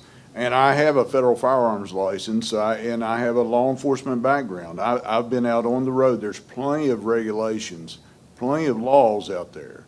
What we have is not a gun problem. We have a crime problem, and we really do, and we have to address that. We have to enforce the laws that are already on the books because there's more than enough on the books. But I am a Second Amendment fan, always will be. I'm a federal firearms license and dealer, and it guarantees, it keeps government out of our homes. It really does. Mountaineers are always free, and the Second Amendment guarantees that. Thank you, sir. Okay, Senator Baldwin. I'll just say two things in the spirit of 2A. Number one, this may surprise some folks. I'm the NRA endorsed candidate in this race, and that's because of my record. You know, it's one thing to talk about how you'd vote on certain policies. They grade and they endorse based on records. So based on that record, I'm proud to have that endorsement.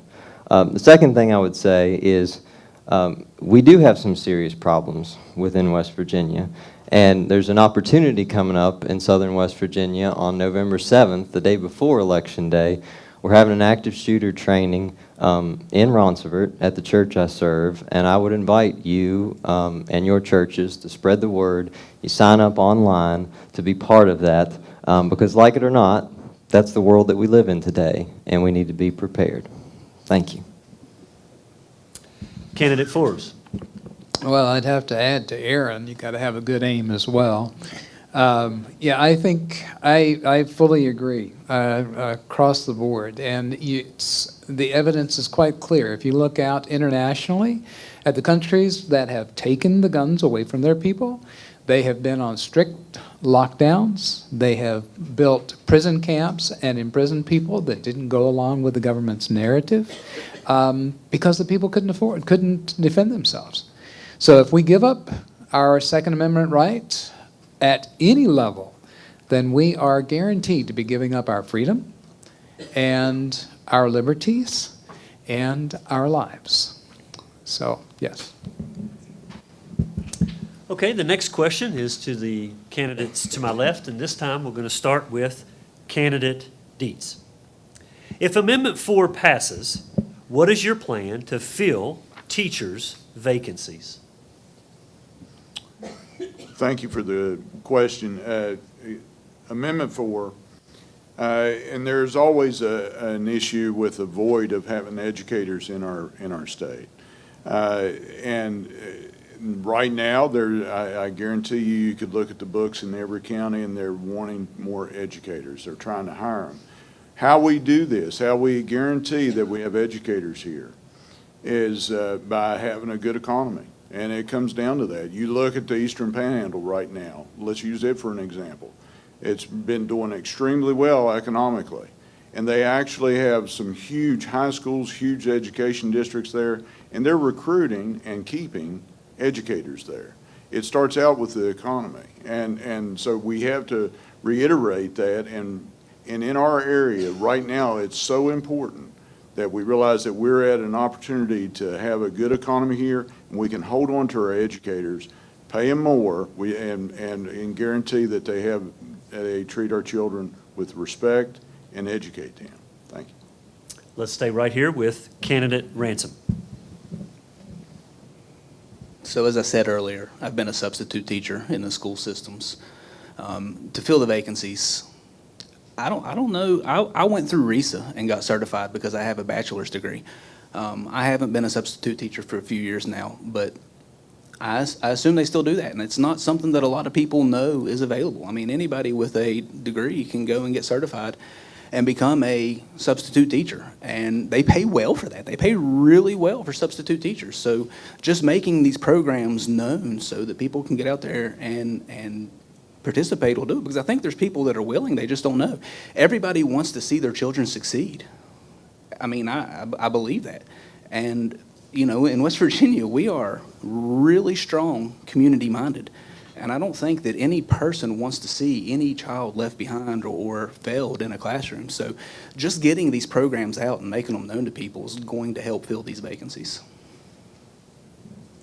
Okay, let's go all the way to the end. Candidate Forbes. Well, if I can add on to what Aaron was just saying, yes, what appeals to a teacher, what appeals to anybody working in any industry is to see the success that that industry has. If we were to have a program where the students are involved more in community and in success, in developing businesses and their own businesses, an excellent educational system is going to produce excellent students who will be excellent additions to society. And that is so rewarding. For me, yes, I get paid for what I do, but when someone leaves my table and they're pain-free, that's what drives me. I've often given away treatment just simply because I was able to see the success of what took place with my patients. So I think if we can feel that in some fashion, that would help a tremendous amount. Senator Baldwin. I don't know if folks realize what's going on in schools right now. It is a slap in the face to say that there's just always going to be a void in classrooms. There are hundreds of classrooms in West Virginia today that do not have educators inside them. 4 years ago, when we had a teacher strike, we had 700 vacancies or so. Do you know how many teacher vacancies we have today? Double that. We've doubled the number we did 4 years ago when we had a teacher strike. That's why I just want to reiterate this. We have hundreds of classrooms every day that are not filled by instructors. Instructors are having to cover the best they can. Administrators are having to cover. Board officials are having to cover. And therefore, the students are not having qualified instructors. How do you change that? Well, you don't pass Amendment 4 and put politicians in charge of classrooms. You put teachers back in charge of classrooms, quit micromanaging them from Charleston, and let them teach. Okay, our next question is for the candidates to my left. And we will start, let's start with candidate Watson this time. It says, please explain why you are the best candidate for the job. Absolutely. Thank you. That's a great question. I am happy to answer. First and foremost, the number one thing that I can do as your candidate, I can show up and I can have conversations like this with you continually. Because one thing that we have to understand when we are picking our congressional candidate, something different from when we pick our president, is we have to understand that this congressional candidate is going to be with us through administration, always fighting for the best for West Virginia and our values and our interests. And that's the one thing that I can guarantee you. I will be your ally and your friend, your companion, as we build this relationship as I become your federal candidate.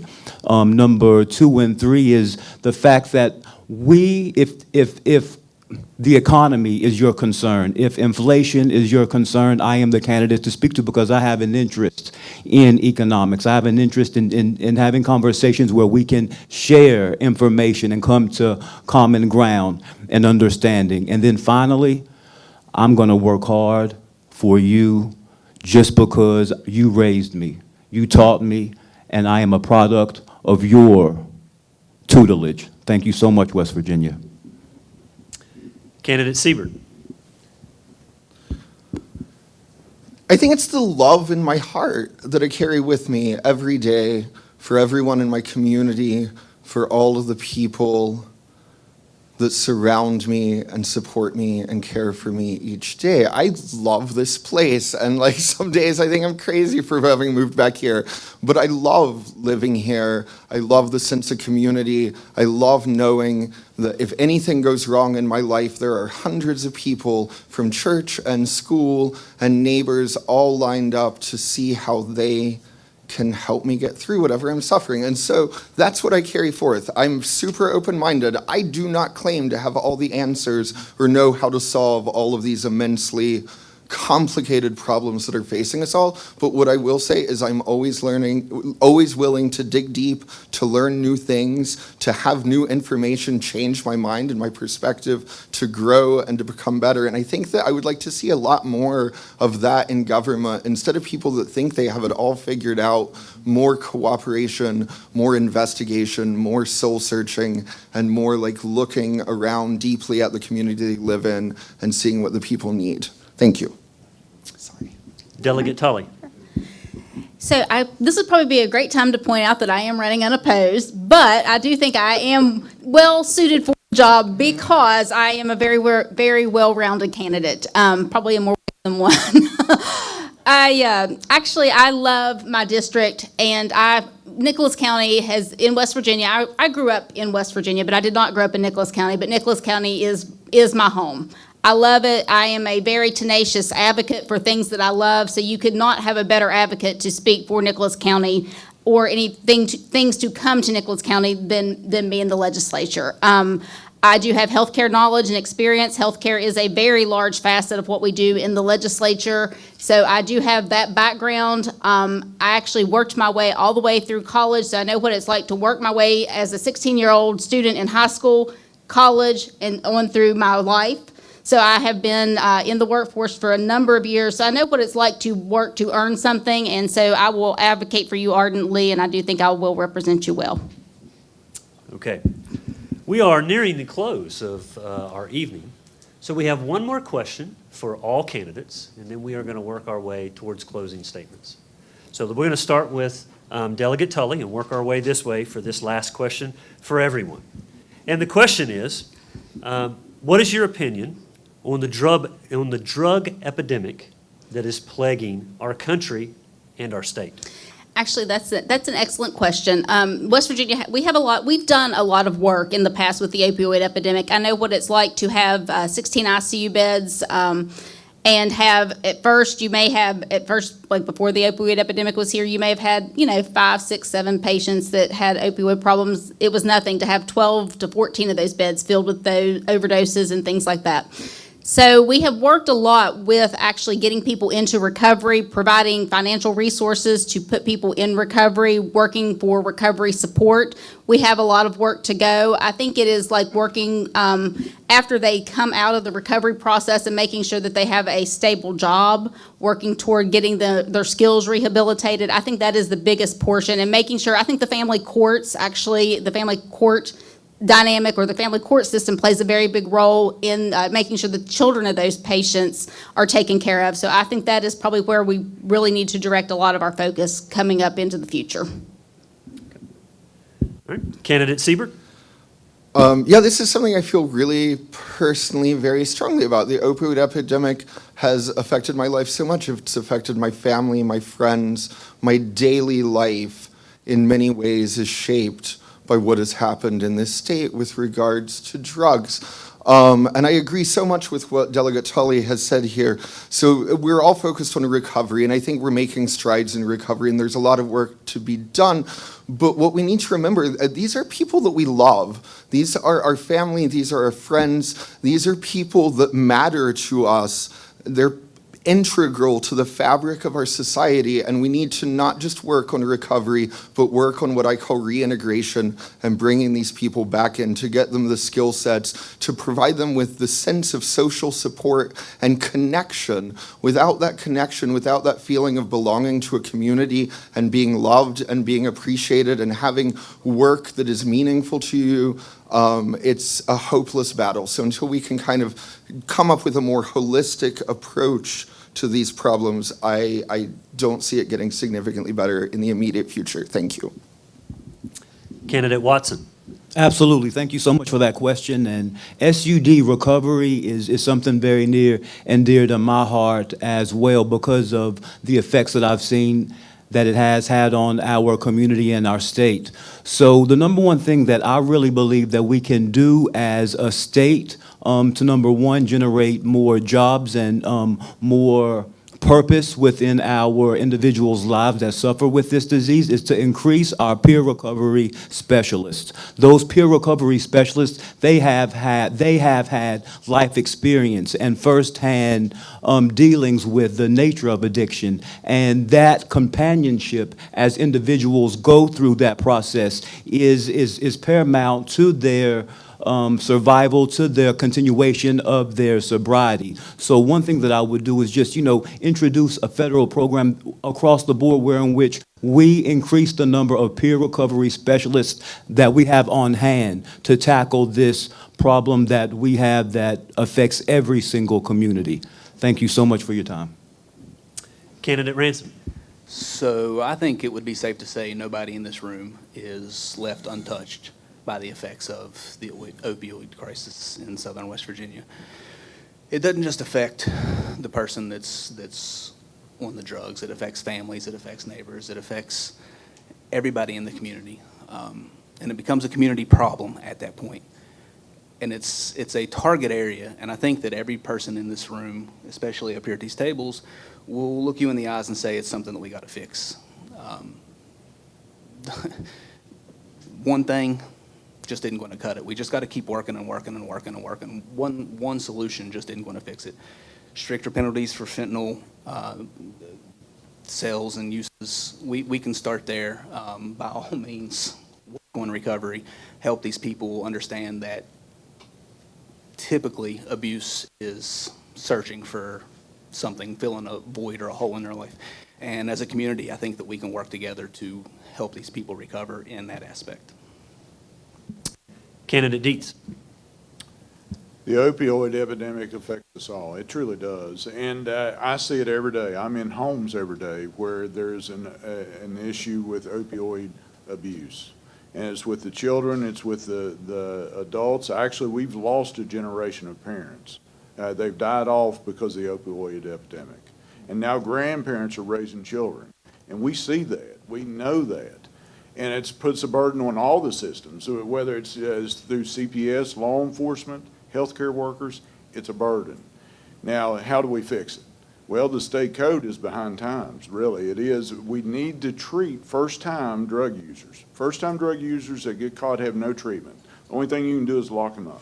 Well, that's not a treatment because they will go back out and get a hit of fentanyl at a drop of a hat if you don't treat them. You have to treat first time, but you put drug dealers in prison because 12,000 pounds of fentanyl just came across the Mexico-U.S. border just this past month. And it's right here in our streets. 2 Oak Hill police officers just had an OD, a Narcan incident where they dealt with fentanyl. We got to stop it, and how we stop it is improve the code. Senator Baldwin. I really appreciate this question, whoever asked it. Thank you. I don't know there's anything more important facing the state of West Virginia, that we may all agree on that. The U.S. Attorney for Northern West Virginia also said last week, if you are taking any pill form that's not from a pharmacy, you ought to assume that it has fentanyl and it will kill you today in West Virginia. That is stunning. Stunning that we have to be in that place today. Just look at the facts. Substance abuse epidemic costs our economy over $8 billion every year, according to WVU. Last year, we lost 1,424 souls in West Virginia to an overdose. These are the facts. Not to mention the 6,000 plus foster care children we have in the state of West Virginia that are a result of this substance abuse crisis. So what do we need to do? We need to invest in programs that work. You've got a great family treatment court here in Nicholas County. I want to lift that up as a shining example for the rest of the state. It's a wonderful program. Just came from teen court today, too, which was a fascinating experience. They were dealing with some lighter issues, but thank you. Candidate Forbes. Well, I think everything that's been said so far is something that we need to build on. We definitely need to address the situation as far as those who are trafficking this stuff, because when I was a teen, marijuana was the big issue. And so if they were talking about capital punishment, you're going, what, are you crazy? It's just a little high. Today, capital punishment, as President Trump recently said, should be the reward for drug running. And indeed it should, because it is killing thousands of people, even in our own state. I would go one step further, though. For people who are addicted because of some trauma or pain that they have had, something they've experienced, and they're continually carrying this pain, we need to reduce the regulations that are keeping the holistic aspect of treatment for pain out of our state. Naturopaths and many other practitioners need to have the freedom to be able to work, because they have programs that work far better than what we see in the hospital. I personally, in our practice, we do pain management or pain relief, and we've had several people come off of opioids because of the work we've been able to do. Well, I think you will agree with me that we are all West Virginians. We are strong. We are vibrant. However, there comes a time when we got to cue country roads. That time's coming. So now we're going to enter into our closing statements. Each candidate will have 2 minutes for their closing. We're going to work our way from my right to the left. And then at the end, there is going to be just an informal meet and greet. We did start a little later. That's why we're ending just a tad bit later, because we want to give you that full time so that you understand and that you are informed. So let's head on into our closing statement. So, Candidate Forbes. Okay, as I said previously, and I thank you very much for allowing me to be here and to be a part of this. My reason for running for the Senate is just that I believe that I can bring something to the table that others have not. I've seen way too much good old boy programming in the government. If I am elected and I go up there, I will probably be the #1 enemy of all the good old boys. I do not believe in status quo. We've got to make a difference. We've got to, I hate the change because it's been given bad connotation in the past, but we do. We have got to change what's taking place. We need to secure our constitutional rights, both the Constitution of the United States and the Constitution of our dear state, that guarantee us the freedoms that we have been enjoying. And we, as mountaineers, are not people that want to back down. I once heard it said long ago that what happens in West Virginia happens in the country. And so we are a key point. We're like the keystone that keeps the arch together. Pennsylvania might want to claim that, but we should be. Because people look to what happens in West Virginia. And I want to be there to help and to push this along, to make those changes, to get people accountable for what they are supposed to be there. Every representative that goes to Charleston should be fully accountable to his constituents or her constituents for the decisions that they make. And everyone should be aware. There should be full exposure so that we know what we don't want to have as far as term limits are concerned the next time. Thank you. Sir. Senator Baldwin. Thank you, sir. Thank you all again for coming tonight. Thank you to the Chamber for hosting. Thank you to Lee for taking up the mantle of being #1 enemy of the Good Old Boys Network. I'll be happy to give it to you for a little while. Believe me. It's my honor to serve you all and serve all the people of the 10th District, and to serve in a leadership position in the Senate and the position of minority leader. I'm proud of the way I've spent my time over the past 4 years. Haven't gotten a whole lot of sleep, but have tried to get as much done as possible in a short amount of time. I do my best to keep everyone informed via the newspaper, social media, returning phone calls and emails and messages the very best I can. I do my best to ask the tough questions in Charleston, even when they are uncomfortable, and they are frequently uncomfortable. And I do my best to try and bring good projects home for our area of the state, because that really matters in the end. Infrastructure projects, for example. I do not like talking about myself. That is the part of politics I hate the most. But I think it's important to say, I would challenge you to find a legislator who has been more transparent, who has been more communicative, who has brought more back home to the district. You may disagree with some of my votes. Good. You're paying attention, because we're not going to agree on everything. But I challenge you to find somebody who's worked harder, put in more time, and been more transparent over the past 4 years. We've got a lot more work to do. West Virginia's moving in a good direction. We've got a lot more work to do. We need balance in Charleston in order to do that. And I appreciate your time and your consideration when we vote on November the 8th. Take care. Candidate Dietz. All right, thank you all so much for coming out tonight. It's really important that the Chamber hosts this. I want to thank the Chamber and each and every one of you. Today is an important day, and this election that's coming up is very, very important, extremely important. And that's why it's important that you have a voice, that is heard, and your vote matters. You going out and voting matters, and because it guarantees you having a voice. And with me, as being a public servant, and I truly am, I've served my whole life to the people in West Virginia, and I will continue to do that.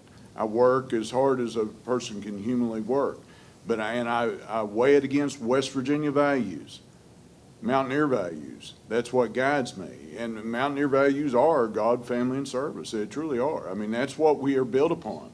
That's what starts in the coal fields and ends in the cornfields in West Virginia. And so it's so important that we realize that you have an opportunity. And it starts, actually, early voting starts October 26th. And everyone needs to get out and vote for strong, effective leadership. Because I will give you a voice. I truly will. And my disadvantage is I don't have a voting record. Well, this is my first foray into politics, but I'm a public servant. You can look at my record in police work, in my pastoral work, in my community work, and I challenge you to do that.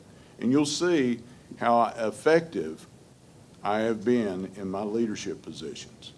And I guarantee you that I will continue to do that. I'll be your voice in Charleston, and your vote for me will count, and it will matter. And so I'd appreciate your vote, and I promise you that I will reflect clear Mountaineer values. Thank you so much. Candidate Ransom. This is one of the few places that I'm going to agree full-heartedly with Senator Baldwin. I hate talking about myself. Absolutely hate it. I'm supposed to sit up here at this point and tell you guys why you need to vote for me and why I'm the best candidate and what qualities I bring to the table. And over the last couple of hours, we've all sat up here and done that, and I just want to thank you guys for taking time out of your day away from your families to be out here and listen to this, because this shows that you're invested and that you take this seriously and just how important this is to you and your communities and your families. And that's why I'm here. I'm here because we have something to do. There's still a work to be done. I mean, we are, just like Stephen said, we're moving in the right direction. I think things are moving well, but there's still a lot of work to get done.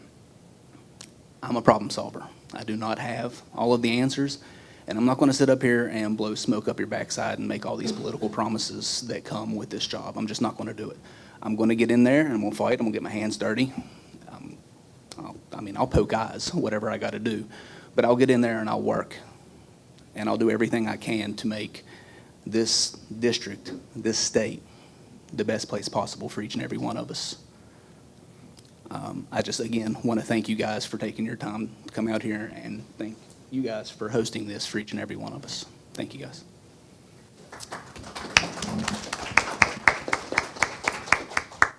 Candidate Watson.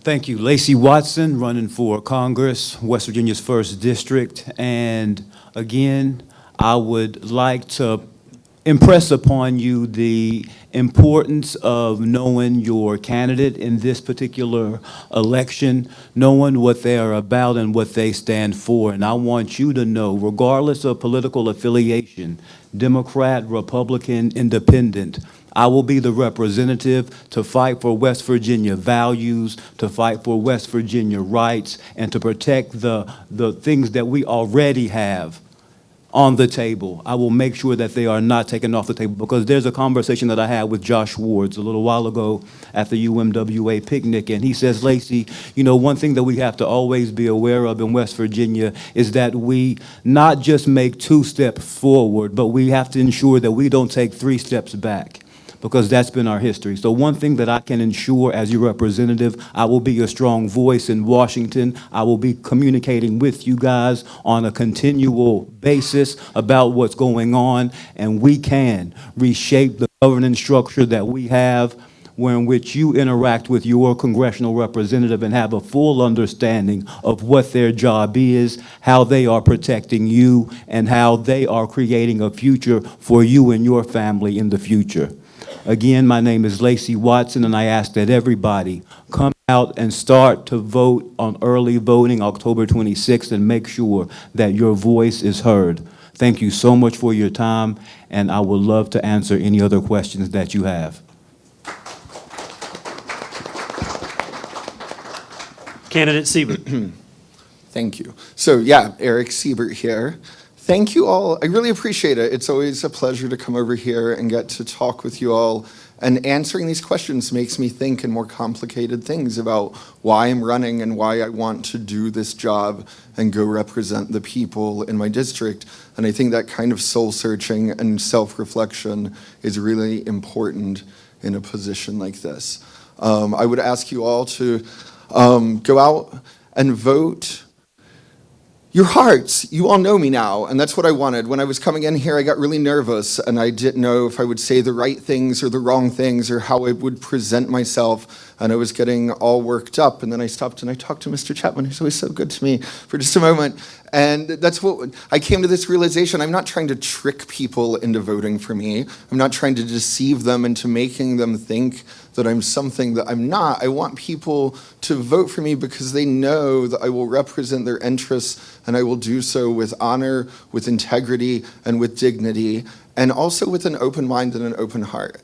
And the other thing I want to say is, I don't know if I'll win and I don't know if I'll lose, but participating in this process and taking the chance to run for office and be part of this democracy that we all live in has made me really proud of myself. I feel good to have taken the chance and just to get out here and be learning about it and experiencing it.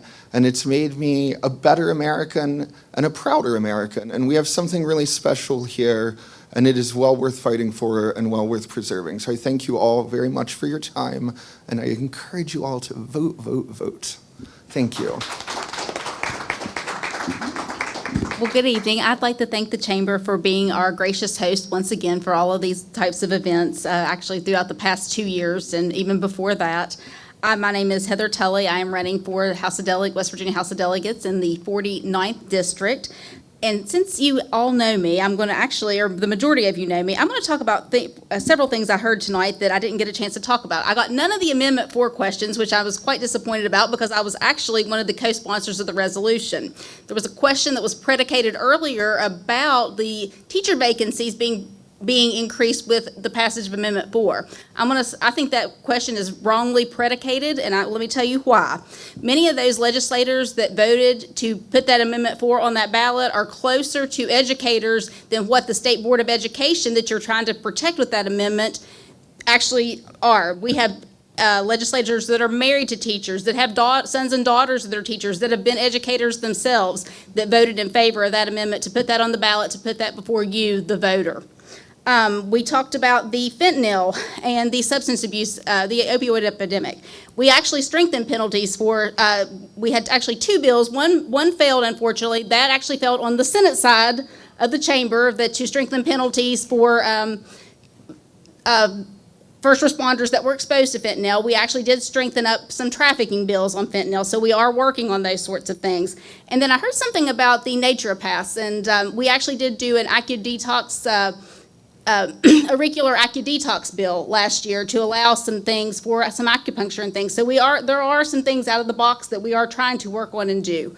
So I'm here to represent you. I am proud to represent you. I am a proud Nicholas County, and I thank Nicholas County for allowing me to call you home and to represent you in the legislature. Thank you.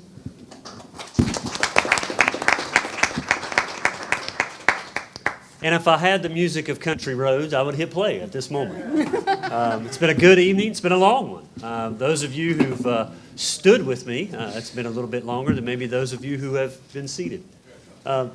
But a couple things I want to do right before we leave. I want to thank the Summersville Arena and Conference Center. You know, we live in a really great place, and I really want to toot our city's horn here for a second, because I think it's important for you to know, in case you don't know. The partnerships that our city has is phenomenal, and that was something that I did not know until I got involved with our city. But one of those partnerships is the arena, and this is a great place for us to do these events. Fantastic venue for hosting parties and things of this nature, and we just want to say thank you to them, to all the staff, and to the great brownies. There's probably none left, so I probably missed out on them. But just thank you for to the Arena and Conference Center. I also want to say thank you to SCTV for streaming our event and for recording it. So thank you very much for all of those guys. I have worked behind the scenes with sound and technology most of my life, and very few times do those guys get credit. So those guys are behind the scenes. They wear black. They're not supposed to be seen, but they do a phenomenal job. So thank you to them. I want to, yes, please. So I just really want to leave you on two notes. First note I want to leave you on is, some of our candidates have already said this, is vote. And I think that's important. Now you are more educated, right? You're more educated in those decisions, so go vote. I almost guarantee you, though, that is not the message that needs to be sent in this room, or maybe even to the message to the viewers online. Because you're here, it matters to you, and it's important to you. And I just want to say thank you. Thank you for being in the audience. Thank you for listening. Thank you for asking questions, and hopefully you got some of those answers. I also want to thank all of our candidates. Thank you so much for taking your time out of today. You could have been doing a million other things probably, but you chose to be with us in Nicholas County, and I appreciate that. I want to leave you with one other thought. When I was a senior in high school, I decided that it was time for me to put on the politician face. And it was my time to run. And I was running for class president. And do you know, I had this really catchy poster. And the poster, my name is Jason Eads, I want you to remember that. But my poster said, Jason Eads, doer of good deeds. So I want to leave you with that tonight.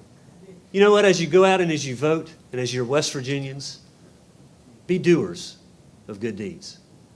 The Summersville Area Chamber of Commerce, building businesses, building communities. Good night.